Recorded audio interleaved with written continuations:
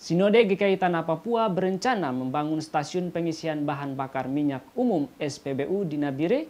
Hal ini dilakukan guna mendukung pelaksanaan pelayanan gereja GKI di Tanah Papua.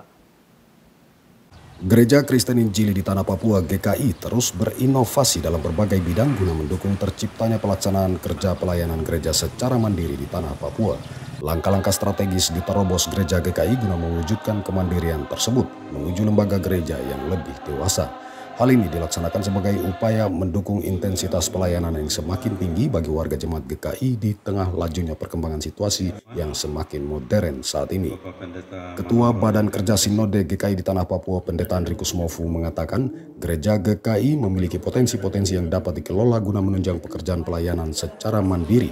Salah satunya adalah mendirikan stasiun pengisian bahan bakar minyak umum SPBU melalui kerjasama dengan pihak terkait di pemerintah pusat.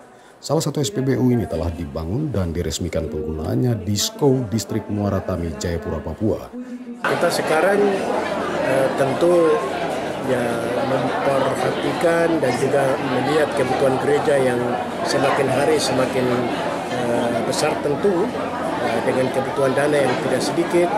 Maka saya katakan tidak mungkin kita hanya andalkan sumber-sumber konvensional ya dari penerimaan kita.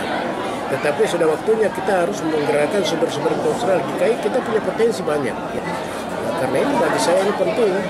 Nah, karena itu ya kalau dilihat sekarang kita kemarin ada resmikan SPBU pertama, nanti kami ada bangun SPBU kedua lagi dan SPBU kedua itu di mana? Nanti SPBU kedua kita bangun di Sarmi. Nah, GKI kita selama ini kan mendengungkan tentang kemandirian. Kemandirian di bidang teknologi, daya dan dana. Yang salah satu di bidang dana itu harus kita gerakkan aset-aset kita. Ya, kita tidak hanya berharap melulu dari pihak-pihak lain.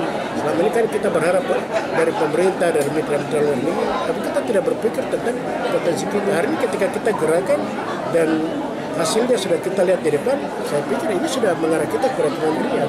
Ya puji Tuhan, dengan kerja ini sekarang dari tingkat nasional ke Mensos sekarang mempercayakan kita untuk kerja 5 klaster. Nah, salah satu nanti di Nabire, yaitu di bagian pengembangan ekonomi dengan kerja-kerja untuk usaha-usaha inkonvensional.